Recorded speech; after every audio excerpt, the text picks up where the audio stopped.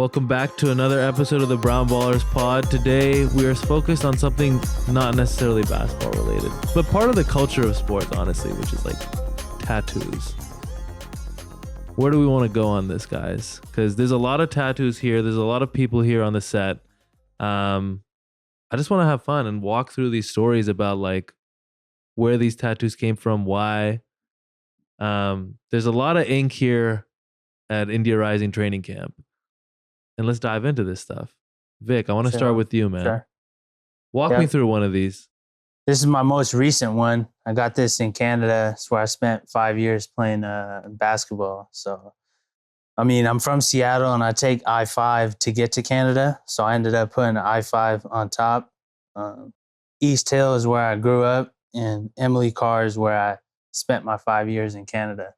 So I ended up putting those two. Then I got a Canadian maple leaf right here.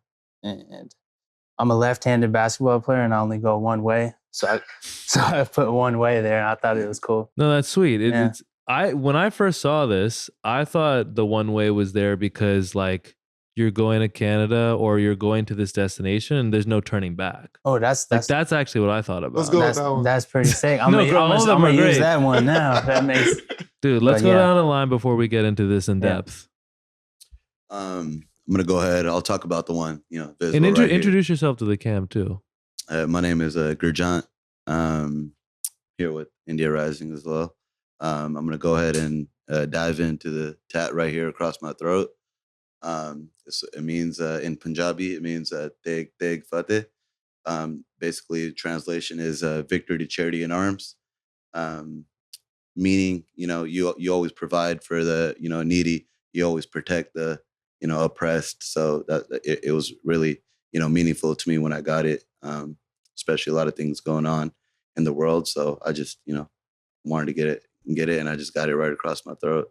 Said, is that a common place for people to get tattoos, the throat, or? Definitely not. It was just like one of the only places that was kind of, available, kind of free for me to get. I had more that I wanted to do with it, but, Wait, was it your first one or no? Nah, this wasn't my first one. It was probably like one of my latest pieces. I had a lot of other things I wanted to get around it, but I just never got a chance to go around. But this is the main thing that I got in the meantime. Josh? Yeah. I have a bunch of pieces actually. I have my outer leg done with Nipsey. I have Sidhu Moosewala on this side. Where I'm from, pretty much my life journey. But actually my favorite tattoo would probably be the simplest one. I have this one right here, continue, with a semicolon. It was for suicide awareness. I had 2 family members pass away from suicide, and kind of what started me on my mental health journey. So I'm a suicide survivor myself actually too. So that's the simplest one, but probably the most meaningful one to me. Was that the first one you got? No, the first one I started my sleeve was up here with the 2 lions.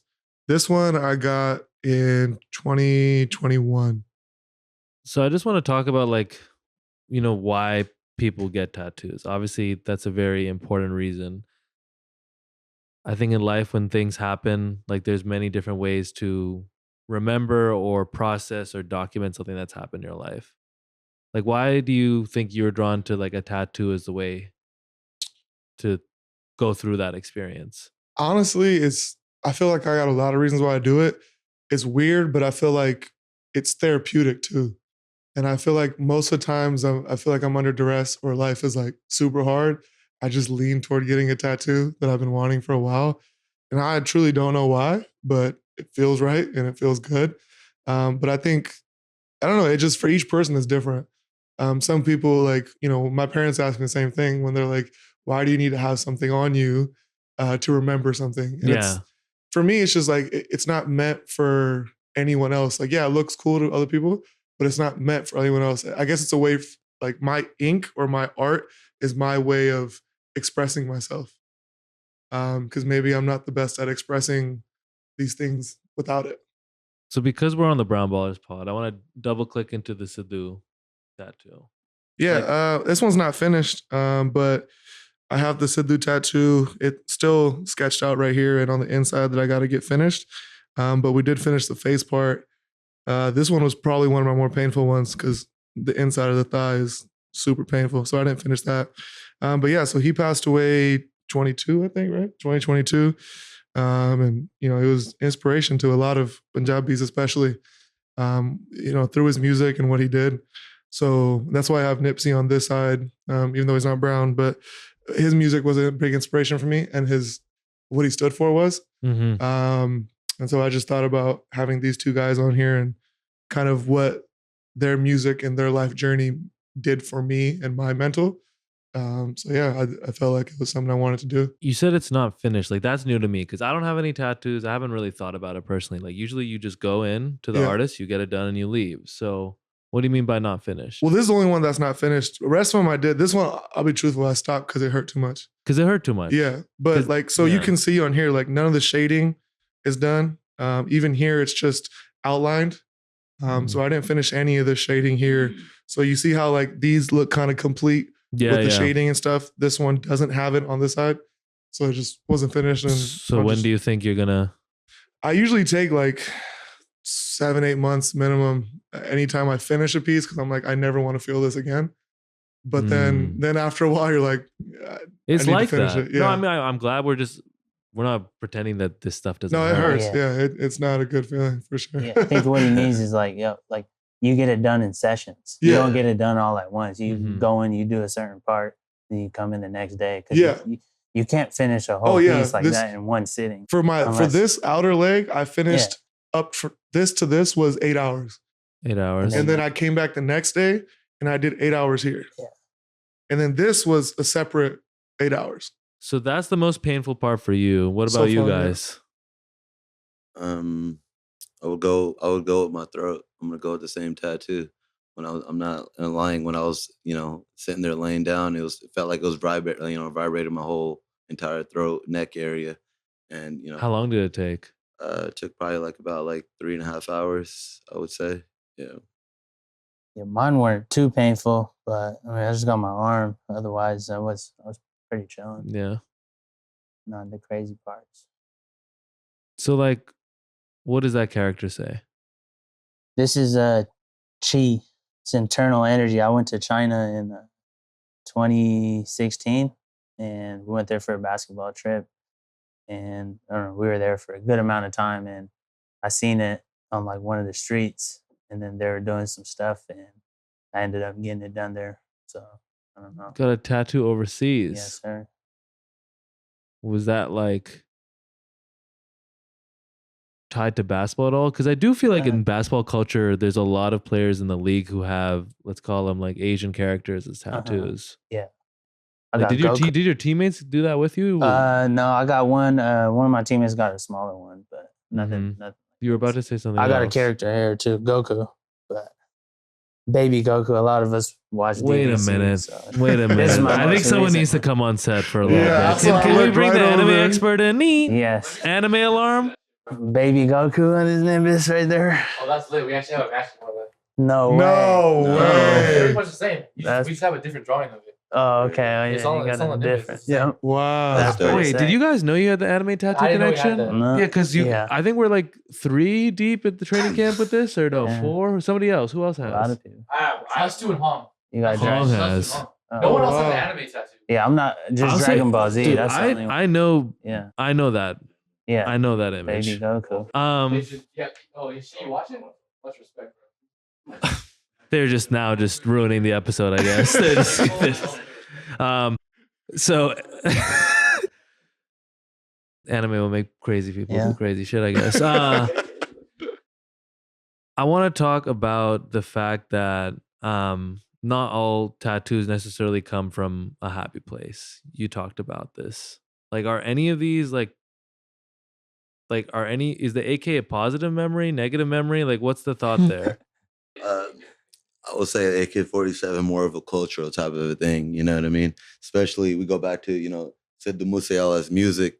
A lot of his music, he was talking about, AK-47, and we go back in, time, like AK-47 was one of the most, notorious weapons used back in the day in our culture, so a lot of it's being talked about. So I just, wanted to get the AK-47, especially, you go out on the basketball court, you make a shot, you want to point back to this and say, you know, you were a That's so shooter. tough. You know what I mean? You want to say you were a shooter.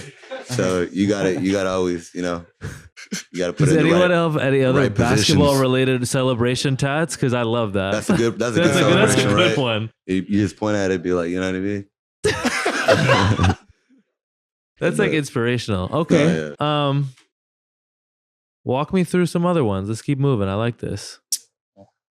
Go ahead. I didn't think that deep into my tattoos. I just, I guess so. I got this write your own story written on mine. I guess that kind of goes into a lot of, I guess you could say, brown basketball culture of doing something different, doing something that people aren't used to seeing or doing. And so I wanted to have that on me to remind myself to try and be different and not always follow other people in their paths. So yeah, I wanted to do that. And then I got the Bay Bridge over here with 33. I played at San Francisco State. Yeah. So I had that. 33 was my number. Got some more TMC flags for Nipsey.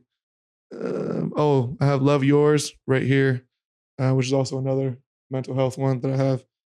And then from Stockton, California. So I mean, when I see all this, I wonder, have there ever been a moment when you guys have been getting tatted up where the artist is doing something wrong, or you've actually had to walk away from an experience and be like, this is permanent, but this is not really what I asked for?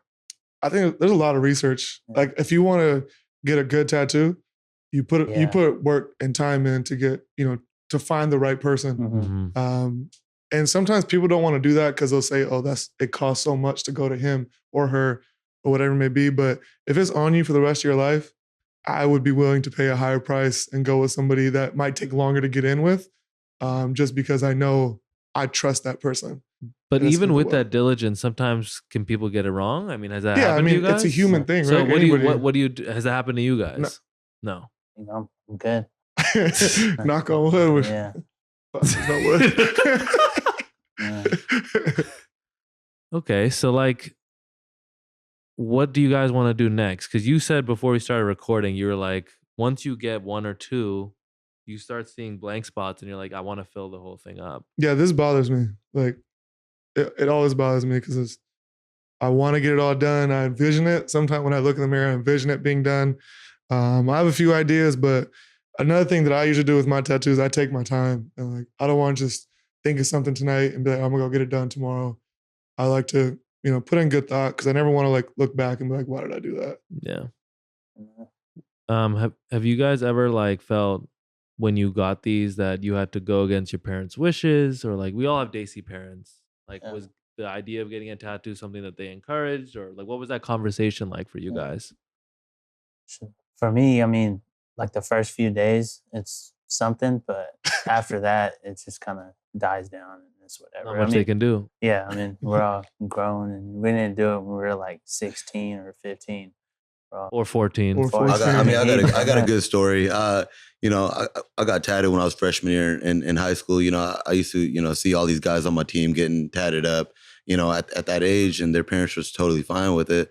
So, I ended up getting, I knew I wouldn't ever regret my mom's name. It's on my chest. I used to like hide it. I used to get out of the shower. I used to have my, towels. Because they didn't know. Yeah, they didn't know. I used to have my towels over my body running out. And one day I stepped out of the shower and, you know what I mean? I didn't have another towel over my, body. I turned around. My mom saw a bunch of like, black ink and stuff like that. And she turned me back around and she was like, what is that? You know what I mean? And, obviously yelling at me, right? In Punjabi, she was, and then she looked at it and it said her name. She wouldn't believe that it was real until she was actually feeling it. I was like, Mom, it's real. And then like, it took her a couple of days. She got over it. And then after that, like probably like a week or two later, I went back, started getting more tattoos. And so she liked it. She probably was a little upset, but she knew that, she wasn't going to stop me from getting any more. And then she just kind of figured out the culture, right? But do you guys have a sense of what you want to get next? Not really. I want to finish up my arm, but I don't got too many ideas yet. I have a lot of stuff drawn out, so I just got to go back and probably get it done, get it finished. I mean, there's a lot of things that I'm probably going to get. Yeah, I have a few ideas. I want to do one with my brother, actually. He has no tattoos, but he always says like, Justin has enough tattoos for both of us. But I want to do some because we played together. So some, I don't know what it is yet, but just to kind of, I don't know, a tribute to him and me playing together. That was pretty cool. So Let's switch gears to like why we're all here and like why we're able to do this. Like we're here in Dayton for Injury Rising training camp to go compete on ESPN for $1 million literally tomorrow night. Like what, for those of you guys, for people who aren't here, what would you want them to know? Whether they're a Brown basketball player or not. Like, because we were talking about this a lot earlier, like a lot of this is about being here. If you're not here, you don't really get what we're trying to do as a collective. So for those guys on the outside, like we know the Brown basketball ecosystem is really big. Not everyone gets to be here or like is able to be here. Yeah. What should those people know? I think one thing of many is something that you actually mentioned in practice today. Obviously, yeah, we're the ones playing, coaching, whatever it might be.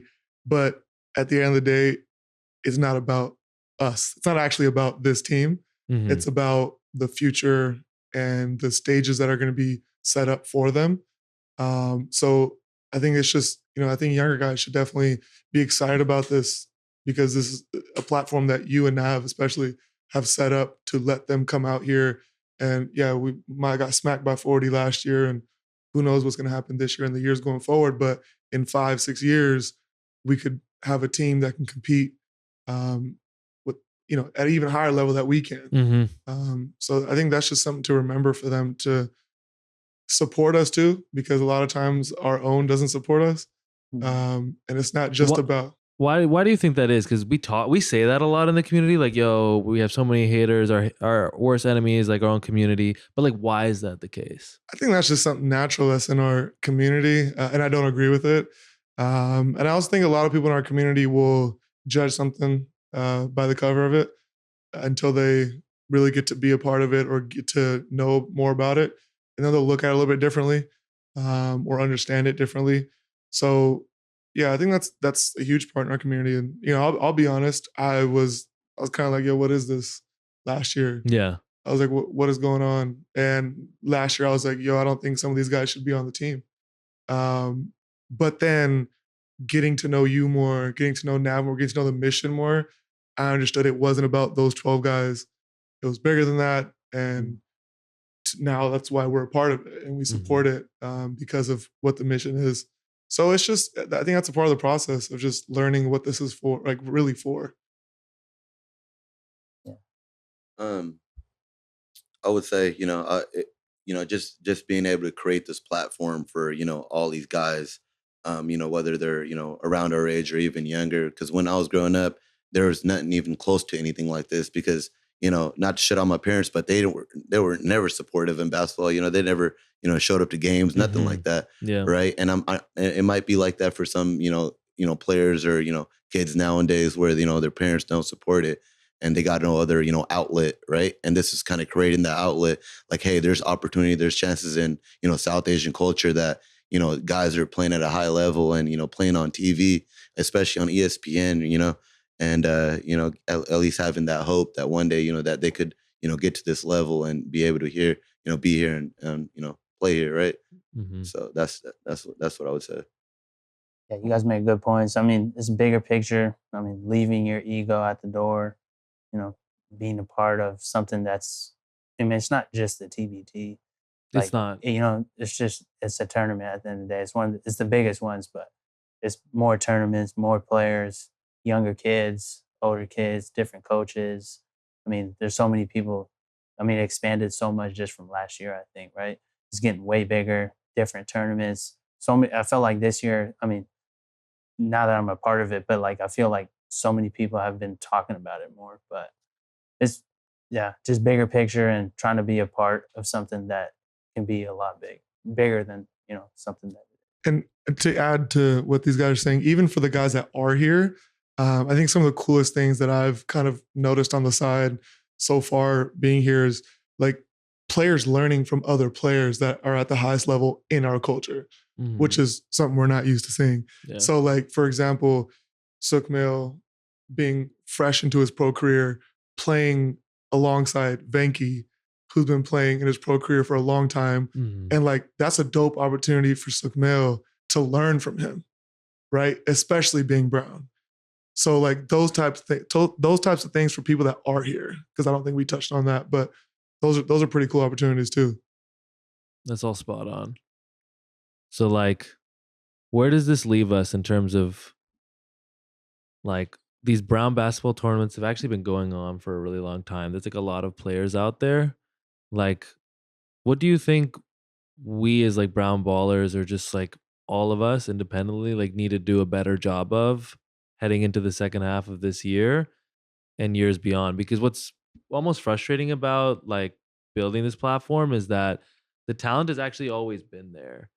It's just now it's like people realizing maybe little tweaks or content initiatives or like certain things to do, if you get what I'm saying. But like the history has always been there. Like we're not like the first like pro hoopers. Like there were people before us. Like what do you think needs to change? I actually think the trajectory is going in a good place than it used to be, because I feel like a lot more people are participating in these tournaments, even within our own culture, that wouldn't travel as far before. Like I feel like in these days now, a lot of people travel a lot of places to play in tournaments. Whether it's in Surrey, now we have like 3 teams coming from California to go play in Surrey, when it used to be just us every year. Yeah. Which is awesome. And they're younger teams because they're getting to get exposure to that. And it's cool because like I met like Roop and Sukjo through Indo-Pac, and now we're like friends. We're good friends. So those types of experiences help you as a player and as a person and as a community, because now those people are also networks now for you, whether that's basketball or not basketball. But it's a way to keep your community tighter. I feel like we're doing a great job of starting to participate more, and the more we do it, the better it'll be, whether it's Indo-Pac or something else. Yeah. But just being more active about it. Yeah, I mean, we grew up, playing in all these tournaments. Started off in California, met Jushin, met Vic. We created a team, started playing, further on around the states and Canada, and then it gave me the motivation that I'm going to do a tournament back in Stockton, because we never did that, and I was like, you know what, look, let me create one, and then we thought about it, and then that's when we had GBSC in Stockton, and we would have never had that if we didn't have all our brains together to come put that out there to give guys another more chances out there to play against some of the best players that we could get together. And even Vic doing Seattle. That's what I wanted to say. Yeah. Yeah. Like, what do you get? Like, what does that feeling look like when you like create something net new out there? Like you, out of nothing, made Seattle a hub for brown basketball. Yeah. Like, what's that like? I mean, for me personally, out of these tournaments, I got a college scholarship out of it, so it means a lot more to me probably than a lot of people. So you got a college scholarship out of playing in one of these tournaments in a brown basketball tournament. Yeah. So I was in Canada, and one of the coaches was there, and ended up talking to him. And after the tournament, he told me to come to open gym. Went to one open gym, and that's how I ended up going to school, and that's how I ended up coming here eventually, really. So Yeah. I mean, that's where it started from. So I want to give that opportunity to the next guy in my hometown. So that's kind of why I did it too as well. I feel that. Yeah. Dang. I feel like there's like a lot to, what makes me optimistic about all this is like, I feel like there's a lot of disparate units that are all coming together to like achieve something massive that hasn't really been done before.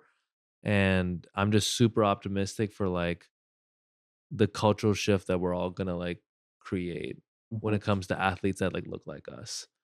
So with that, man, I just want to thank you guys for coming on the pod, sharing your guys' stories. Before we wrap up, anything we want to plug for the audience, things we want to let people know that's happening in a couple weeks? I think you guys are going to be out. Yeah. You want to talk about it? Yeah, I mean, we're going to be in Miami playing in the Josh Howard Invitational. A lot of the guys from this team, a few other guys from Canada all over, but we'll be playing there August 5th and 6th, I believe. And it's for $25K, and there's like 20 teams, so we're gonna try and get some W's out there and go deep, try to get a championship. Hell yeah. So to everyone listening, I know you guys like it and you're like, oh, like, do I have to wait till 2024 to see like a team like come together? Like, no, like this is like a 365 thing. There's plenty of players out there and there are plenty of tournaments. We all like the same thing. It's just like different versions. Mm-hmm. So support everybody, come out, watch this stuff. And let's like fix these problems once and for all. Straight up, guys. Thanks for coming on the pod. Appreciate you guys. Appreciate you guys. Thank you.